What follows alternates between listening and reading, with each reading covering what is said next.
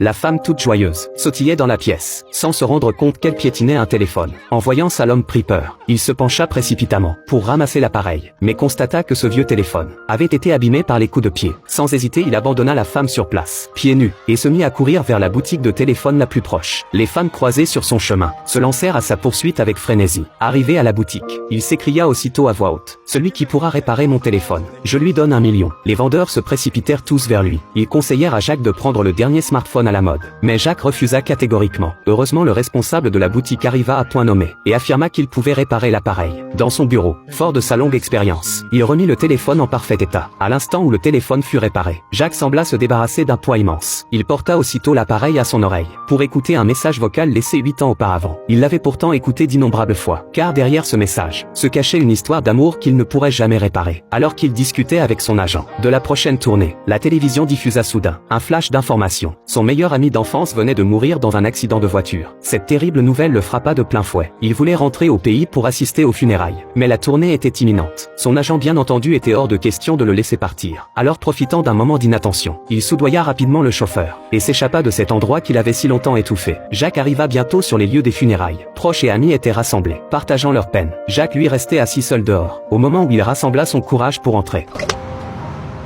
Un simple regard suffit. Ils se reconnurent instantanément. Jacques voulut dire quelque chose, mais en apercevant l'enfant aux côtés de la femme, il ravala ces mots. La femme ne lui accorda pas le moindre regard bienveillant et tourna les talons pour entrer. Si Jacques en était là, c'est parce qu'il avait commis une faute que personne ne pouvait lui pardonner. 8 ans plus tôt, Jacques et Jenny s'aimaient passionnément. Pourtant, le jour même de leur mariage, il abandonna Jenny, sa future épouse, et partit seul vers la grande ville pour poursuivre son rêve de musicien. Ce revirement inattendu laissa Jenny sans voix. Le mariage qu'elle attendait depuis si longtemps s'était achevé par la fuite du marié. Dans les jours qui suivirent, Jenny, pleine d'espoir, laissa à Jacques d'innombrables messages vocaux, sans jamais obtenir de réponse. Il avait même renié sa ville natale. Le retour inattendu de Jacques alourdit encore davantage le cœur de Jenny. À la fin des funérailles, Jenny aperçut Jacques une nouvelle fois. Les émotions longtemps enfouies en elle finirent par exploser. En voyant Jenny s'approcher, Jacques fit quelques pas vers elle, mais l'instant d'après...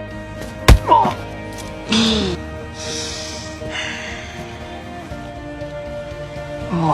hey Dad.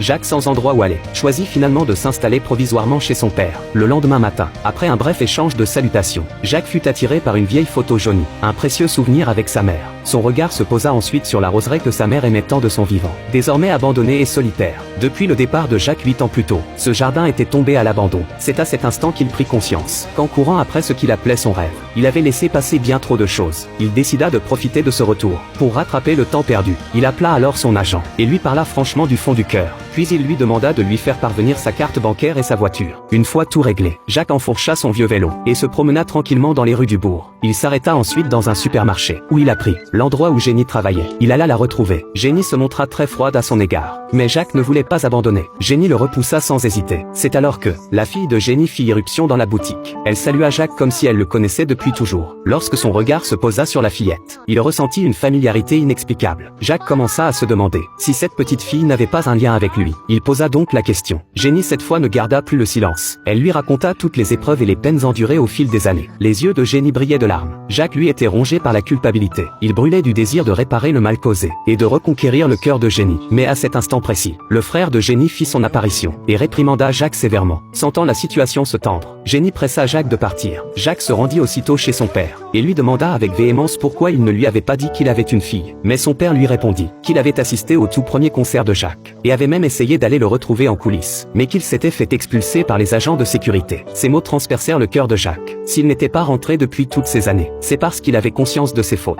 et cherchait à les fuir. Mais maintenant qu'il était de retour, il était bien décidé à tout réparer. Il commença par entrer dans l'église pour assister à l'office du dimanche. À la fin de la messe, guidé par le prêtre, ses vieux amis et connaissances s'avancèrent les uns après les autres pour prendre Jacques dans leurs bras et lui témoigner leur pardon et leur bienveillance. Jenny, elle, avait été emmenée par son frère. Les blessures que Jacques lui avait infligées ne s'effaceraient pas si facilement. Le lendemain, Jacques ouvrit sa porte et trouva une enveloppe par terre. Elle contenait sa carte bancaire et les clés de la voiture. Son agent était parti discrètement. Jacques monta sans attendre dans la voiture de sport et se rendit à la boutique de fleurs de Jenny. Il choisit soigneusement un bouquet et fit part à Jenny de son souhait de voir sa fille. Jenny lui dit qu'il faudrait d'abord obtenir le consentement de la petite et lui demanda de patienter. Dans l'après-midi, Jenny aborda prudemment le sujet du père avec sa fille. La fillette futait, saisit rapidement ce que sa mère voulait dire. C'est ainsi que Jacques obtint la chance de dîner avec elle. La petite invita Jacques dans sa chambre. Les murs étaient couverts de photos. Jacques en fut profondément ému. Il réalisa alors pour la première fois qu'il avait manqué tant de précieux moments dans la vie de sa fille. Le lendemain, Jacques et Jenny se donnèrent rendez-vous devant l'école. Jenny reçut un appel urgent de sa boutique et dut partir en hâte, laissant Jacques seul aller chercher sa fille. Jacques emmena sa fille chez son père. Ensemble, ils savourèrent de la glace que Jenny ne lui laissait normalement pas manger à volonté. Jacques joua pour elle une belle mélodie. Son père les observait en silence, le regard rempli de tendresse et de fierté. À la grande surprise de tous, la petite avait hérité du talent musical de Jacques. Elle affirma n'avoir jamais pris de leçons et qu'il lui avait suffi d'observer Jacques jouer pour reproduire une mélodie similaire. Jacques en fut ravi. Il décida de lui offrir une guitare en cadeau. Jenny fut surprise de voir la complicité qui s'était installée entre Jacques et sa fille. Jacques partagea également avec Jenny la découverte du don musical de leur fille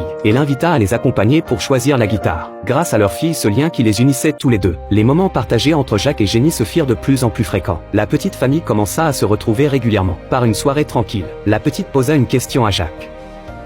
What happened? I mean, why'd you leave my mama?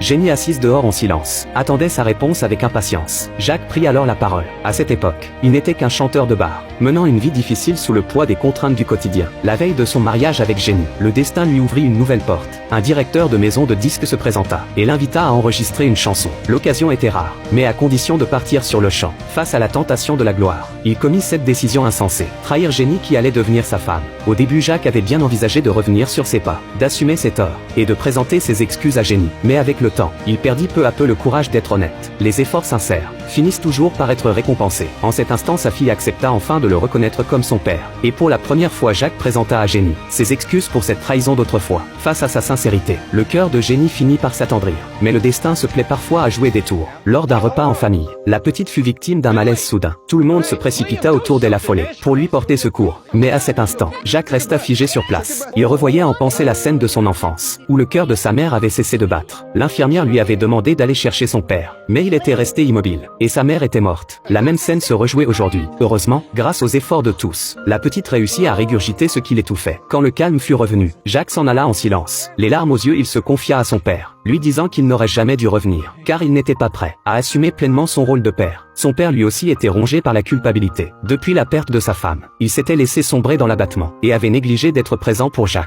Après une nuit de réflexion, Jacques décida malgré tout de repartir. Lorsque Jenny l'apprit, elle en fut profondément meurtrie. Et ainsi, Jacques reprit sa vie d'avant, enchaînant les concerts de ville en ville. Mais où qu'il aille, la culpabilité ne le quittait pas. Son agent remarqua rapidement que quelque chose n'allait pas. Après l'avoir questionné avec patience, Jacques finit par se livrer. Il ne comprenait pas comment, au moment où sa fille avait eu le plus besoin de lui, il n'avait pas été capable d'agir et avait failli la perdre.